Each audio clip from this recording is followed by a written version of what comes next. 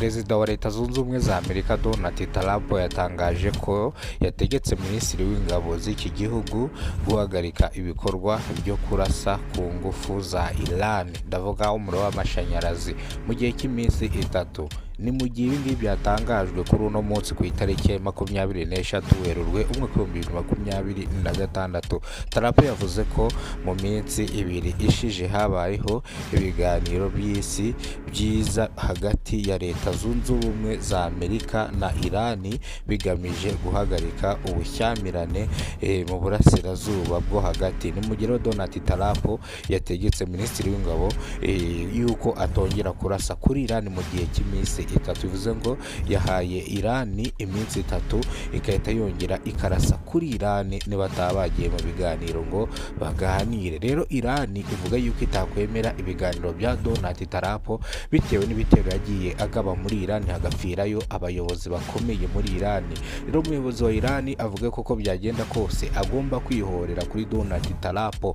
Iran ivuga yuko iyi ntambara ubundi Leta Zunze Ubumwe za Amerika ntago zayirebaga kubera ko iyi ntambara yari iya Iran ndetse na Israel, ariko ukuntu Leta Zunze Ubumwe za Amerika yaje kwivanga mu ino ntambara nibyo byatunguye Iran. Iran rero itangira kuraswaho ibigombe bikomeye cyane, hapfiramo abayobozi bagiye batandukanye. Niyo mpamvu Iran ifite uburakare ndetse n'umujinya. Iran rero ifite intwaro zirasira mu butaka. Iran yarashe kuri Leta Zunze Ubumwe za Amerika ndetse Trump atangira gupapa. Ni mu gihe Trump muribuka yuko yagize gutangaza yuko akeneye miliyoni 200 z'amadolari ya Amerika kugira ngo akomeze gukora intwaro, anagure intwaro kugira ngo akomeze ahangane na Iran. Ibingiro byatewe nuko Iran yari imaze kumurasaho ibibombe bikomeye cyane, Leta Zunze Ubumwe za Amerika zitangira gupapa. Rero Iran, Leta Zunze Ubumwe za Amerika zari zarasuzuguye Iran, ariko Iran ni igihugu gikomeye cyane, ni igihugu gifite intwaro, ni igihugu gifite ingabo. Ndetse ibitangazwa n'igihugu cy'u Rwanda n'umukuru w'igihugu Perezida w'u Rwanda Paul Kagame avuga yuko izi ntambara nizikomeza gutya bizahungabanya ubukungu bw'isi, bityo rero iyi ntambara bagakwiye kuyiganiraho ndetse bakayihagarika kubera ko ibiciro byatangiye kuzamuka ku isoko. Ubwo ibiciro byatumbagiye, ariko Perezida w'u Rwanda ahumuriza abaturage b'igihugu cyiwe cy'u Rwanda avuga yuko izamuka ry'ibiciro ritazigera rihungabanya abaturage hano mu gihugu cyacu cy'u Rwanda, kubera ko ngo ibiciro nibyo rira cyane ngo hazashyirwaho nkunganire ya leta kuzajya yishyurira abaturage bya biciro bakabigura nk'uko bari basanzwe babigura. Ndavuga ibiribwa, ibikomoka kuri peteroli, ndavuga esase na mazutu n'ibindi bigiye bitandukanye biva hanze, hazashyirwaho nkunganire ya leta kugira ngo abaturage bazajye babigura bidahenzwe.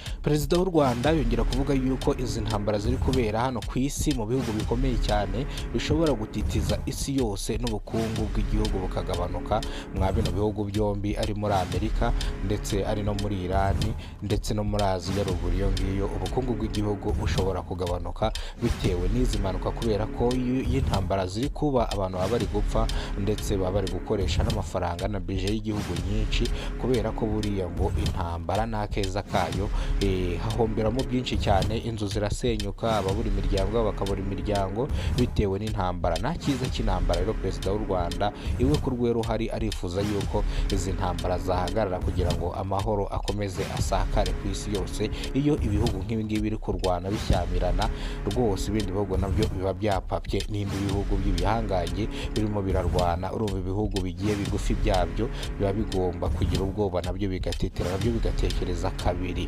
Mu gihe rero Leta Zunze Ubumwe za Amerika zahagaritse kurasa kuri Iran mu gihe cy'iminsi 3. Ni mu gihe rero Iran yagiranye cyangwa Iran na Donald Trump, ndavuga umuyobozi wa Iran, bagiye mu nama kugira ngo baganire ku iki kibazo, ariko ntabwo cyaje kubonerwa umuti. Niyo mpamvu Donald Trump yavuze ngo muhagarike kurasa kuri Iran mu gihe cy'iminsi 3. Niyo mpamvu rero intambara zishobora kuba zigiye guhagarara, ntabwo tubizi ibyavuye mu myanzuro bagiranye nuko nuko umukuru w'igihugu wa Irani yashimangiye yuko agomba kwihorera kuri Leta Zunze Ubumwe za Amerika kubera ko yivanze mu ntambara itariye, yivanze mu bintu bitamurebaga. Ubundi intambara yari iyi ntambara ubundi ntabwo Donald Trump yamurebaga.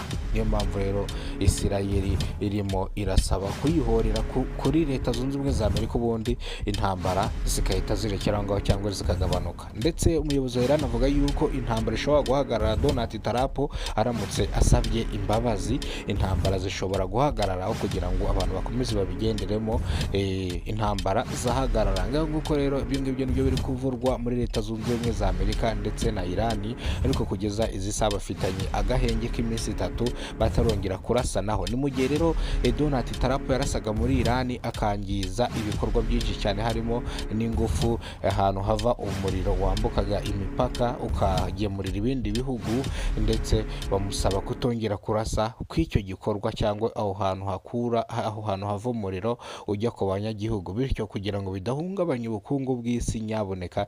Niyo mpamvu Donald Trump yahagaritse kurasa hano muri Irani. Ngayo nguko rero aya niyo makuru yatangajwe mwa bino bihugu, niyo twarimo tubabwira kugira ngo mwumve aho isi igeze. Aya niyo makuru yavurwaga hano muri Leta Zunze Ubumwe za Amerika ndetse no muri Irani. Rero nta bindi biratangazwa, nihagira ibindi bitangazwa turaza kubibamenyesha. Reka amakuru yacu tuyasubikire hano.